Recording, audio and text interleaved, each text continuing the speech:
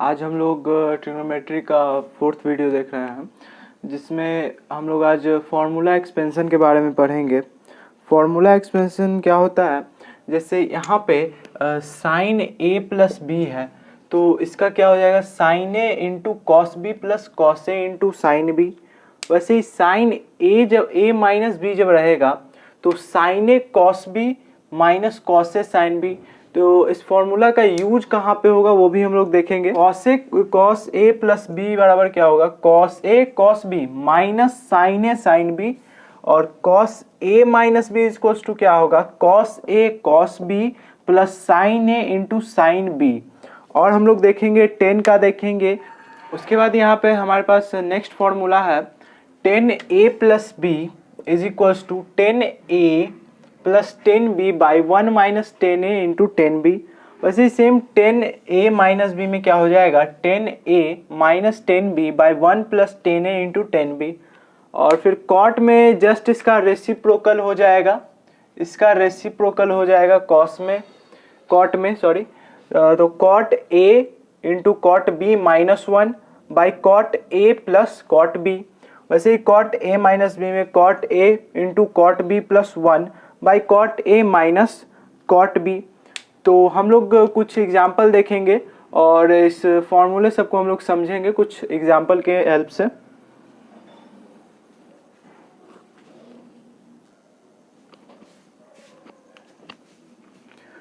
तो यहाँ पे हमारे पास कुछ बेसिक क्वेश्चन है फॉर्मूला एक्सपेंशन से, तो हम लोग देखेंगे वन बाय वन।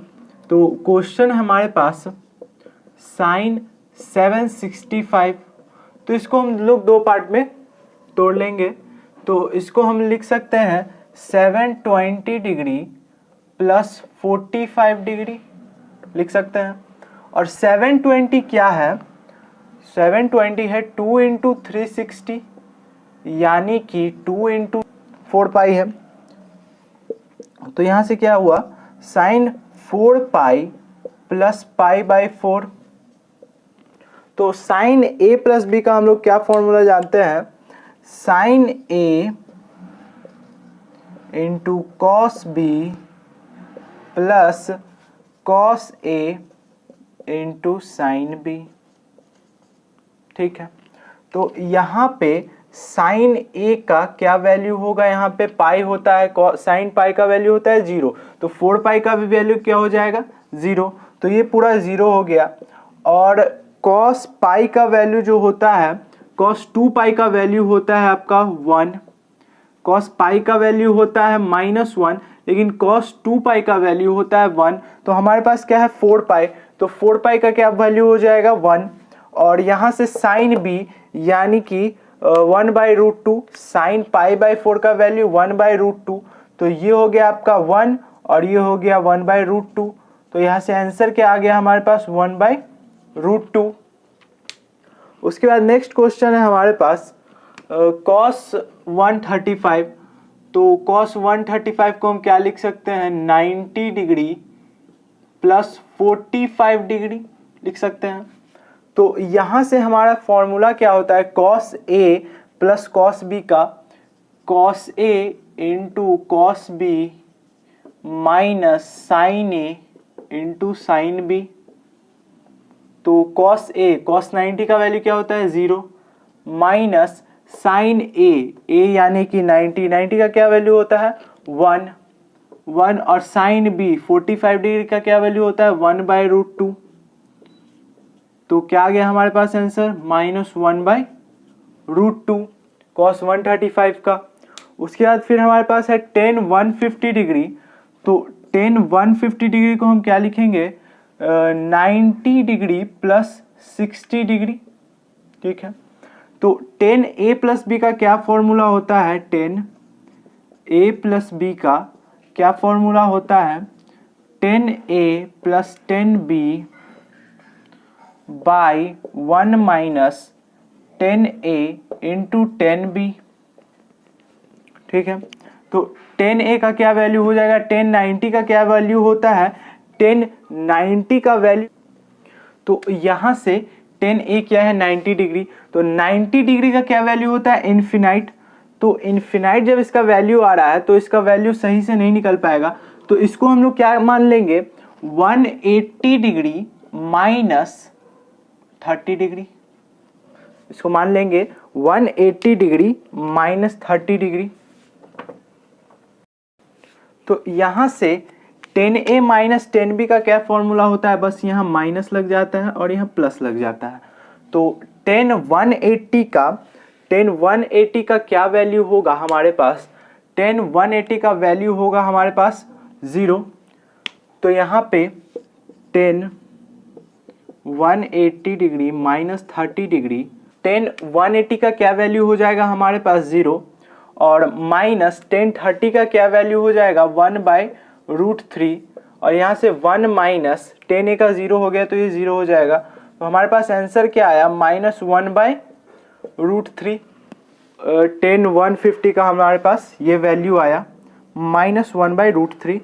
तो इसके बाद हम लोग 3.2 एक्सरसाइज बनाएंगे एनसीईआरटी का। तो हम लोग एक्सरसाइज 3.2 बना रहे हैं एनसीईआरटी का।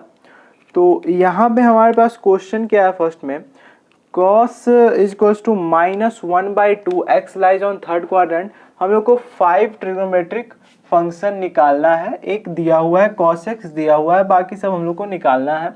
और क्वेश्चन में दिया हुआ है थर्ड क्वाड्रेंट में लाई कर रहा है, यानी कि थर्ड क्वाड्रेंट में लाई कर रहा है। इसका मतलब है कि यहाँ पे 10 का जो वैल्यू होगा वो बस पॉजिटिव में होगा, बाकी सारा वैल्यू जो होगा वो निगेटिव में होगा। तो यहाँ से हम लोग एक ट्रायंगल बना लेते हैं समझने के लिए। इस ट्रायंगल को यहाँ पे मैं बना रहा हूँ अच्छे से ताकि समझ में आ जाए। तो यहाँ पे x का जो वैल्यू है वो भी निगेटिव में और y का जो वैल्यू है वो भी निगेटिव में है। तो ये भी निगेटिव में, ये भी निगेटिव में। तो यहाँ पे क्या दिया हुआ है cos x। cos x क्या होता है b/h। तो b यहाँ पे क्या है -1 और h यहाँ पे क्या है 2 और ये हमारा थीटा है। तो यहाँ से हम परपेंडिकुलर निकाल लेंगे। p इज इक्वल्स टू क्या हो जाएगा √4 - 1, तो ये हो जाएगा आपका √3। तो √3 यहाँ पे निगेटिव में होगा, ये हो जाएगा आपका -√3, क्योंकि यहाँ y एक्सिस जो होगा वो भी निगेटिव में है। तो यहाँ से फिर हम लोग sin x का वैल्यू निकालेंगे। sin x is equals to क्या हो जाएगा, sin x is equal to होता है p/h। p यहाँ पे क्या है √3/h, यहाँ पे क्या है 2, यहाँ -√3/2 आंसर हो जाएगा sin x का। उसके बाद फिर हम लोग 10x इज इक्वल्स टू निकालेंगे। 10x इज इक्वल टू क्या होता है p/b। तो यहाँ पे p क्या है, p यहाँ पे है हमारे पास √3 -√3 और b क्या है -1। तो यहाँ से 10x इज इक्वल्स टू क्या हो जाएगा -√3/-1, माइनस माइनस कर जाएगा, ये हो गया √3 आपका 10x का। बस इसका रेसिप्रोकल कर देंगे तो cos x निकल जाएगा, इसका रेसिप्रोकल कर देंगे तो cot x निकल जाएगा और इसका रेसिप्रोकल कर देंगे तो sec x निकल जाएगा। बहुत सिंपल क्वेश्चन था। उसके बाद सेकेंड क्वेश्चन है, हमारे पास 10x इज इक्वल्स टू -5/12। ये x is lie in second quadrant. Second quadrant में लाई कर रहा है। सेकेंड क्वाड्रेंट का मतलब है कि यहाँ पे बस sin x का जो वैल्यू होगा वो बस पॉजिटिव में होगा, बाकी सारा ट्रिग्नोमेट्रिक फंक्शन जो होगा वो निगेटिव में होगा। तो 10x इज इक्वल्स टू -5/12 दिया हुआ है, यानी कि ये p है और ये b परपेंडिकुलर और ये बेस। तो यहाँ से हम लोग एक ट्रायंगल बना लेते हैं, इसको यहाँ लिखते हैं ट्रायंगल को। ये थीटा एंगल है। p हमारे पास क्या दिया हुआ है -5 और b क्या दिया हुआ है हमारे पास 12।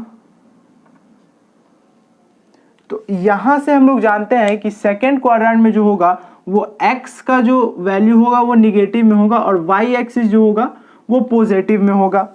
तो यहाँ पे हम लोग यहाँ से हाइपोटेनस निकाल लेंगे। तो हाइपोटेनस इक्वल्स टू क्या होगा 144 + 25, ये हो जाएगा आपका 13।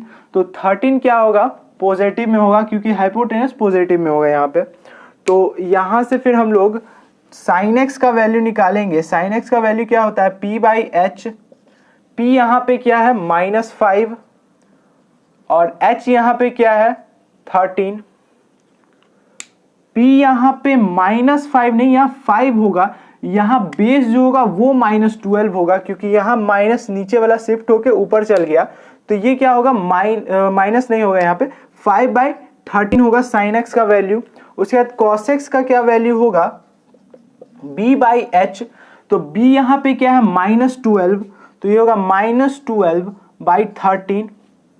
उसके बाद इसका रेसिप्रोकल हो जाएगा cos x, इसका रेसिप्रोकल हो जाएगा sec x, और इसका रेसिप्रोकल हो जाएगा cot x। तो सारा क्वेश्चन हम लोग नहीं देख रहे हैं क्योंकि सब ऐसा ही सेम क्वेश्चन है, बहुत सिंपल क्वेश्चन है। तो उसके बाद फिर सेकंड नंबर क्वेश्चन हम लोग बनाएंगे। तो उसके बाद नेक्स्ट क्वेश्चन है हमारे पास क्वेश्चन नंबर 8, 10 19 π/3 का वैल्यू हम लोग को बताना है क्या होगा। तो 10 19 π/2 को हम लिख सकते हैं 3 6 और पाई यानी 1 यहाँ पे, तो ये क्या हो जाएगा 10 6 पाई प्लस π/3 हो जाएगा। तो ये क्या किस फॉर्म में आ गया 10a प्लस बी, तो 10a प्लस बी का फॉर्मूला क्या होता है 10a प्लस बी का फॉर्मूला क्या होता है 10a/1 minus 10a into 10b। ठीक है, तो उसके बाद फिर यहाँ से का वैल्यू हो जाएगा 10 6 5 पाई का होता है 0 और प्लस 10 π/3 यानी 60 डिग्री, तो 60 डिग्री क्या होता है √3/1 माइनस, तो उसके बाद फिर 1 माइनस 10a इंटू 10b, तो 1 माइनस 10a क्या है 0, तो ये पूरा 0 हो जाएगा, तो ये आंसर आ जाएगा आपका √3/1 19 π/3 का। उसके बाद फिर नेक्स्ट क्वेश्चन है हमारे पास, उसके बाद हमारे पास नेक्स्ट क्वेश्चन है साइन -11 π/3। तो हम लोग पिछले वीडियो में प्रॉपर्टीज देखे थे कि साइन के अगर थीटा निगेटिव में हो तो निगेटिव जो होता है वो बाहर निकल जाता है और ये क्या हो जाएगा साइन 11 π/3। तो इसको हम लोग क्या लिख सकते हैं, इसको हम लोग लिख सकते हैं 4π माइनस π/3, 4π माइनस π/3 इसको हम लोग लिख सकते हैं। तो फिर यहां से फॉर्मूला क्या आ जाएगा minus sine A into cos B minus cos A into sine B. तो यहां पे साइन 4π का वैल्यू 0 होता है, तो ये हो जाएगा 0 माइनस कॉस 4π का वैल्यू 1 होता है और साइन बी यानी कि ये है π/3, π/3 का वैल्यू क्या होता है √3/2, तो ये हो जाएगा आपका √3/2 और माइनस माइनस प्लस हो जाएगा, आंसर आ जाएगा आपका √3/2। उसके बाद फिर हमारे पास नेक्स्ट क्वेश्चन है, उसके बाद हमारे पास नेक्स्ट क्वेश्चन है cot -15 π/4। तो हम लोग इसका भी प्रॉपर्टी देखे थे कि इसमें अगर माइनस रहेगा तो ये बाहर आ जाएगा, ये क्या हो जाएगा माइनस cot 15 π/4। तो इसको हम लोग कैसे लिख सकते हैं, इसको लिख देंगे 4π माइनस प्लस π/4 सॉरी माइनस π/4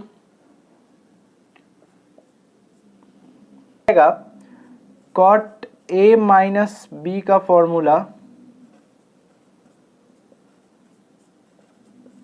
यहां से माइनस, ये हो जाएगा आपका cot a into cot b plus 1 by cot a minus cot b।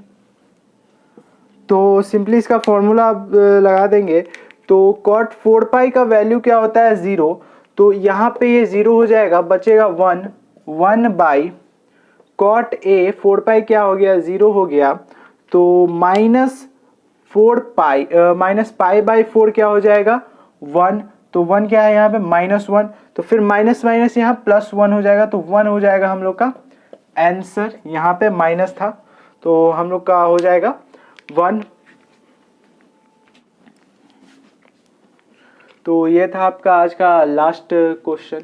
तो आज के वीडियो में हम लोगों ने फॉर्मूला एक्सपेंशन के बारे में पढ़ा और हम लोगों ने एक्सरसाइज 3.2 बनाया एनसीईआरटी का। तो नेक्स्ट वीडियो में हम लोग और फॉर्मूला देखेंगे ट्रिग्नोमेट्री का। आपको एक अलग से चार्ट बना के मैं टेलीग्राम ग्रुप पे डाल दूंगा, फॉर्मूला का सारा ट्रिग्नोमेट्री का फॉर्मूला का एक चार्ट बना के मैं टेलीग्राम ग्रुप पे डाल दूंगा। तो आप अभी जाके टेलीग्राम ग्रुप ज्वाइन कीजिए, डिस्क्रिप्शन में आपको लिंक मिल जाएगा टेलीग्राम ग्रुप का। तो आज के वीडियो के लिए बस इतना ही। अगर आपको वीडियो अच्छा लगे तो लाइक कीजिए और चैनल को सब्सक्राइब कीजिए। Thank you.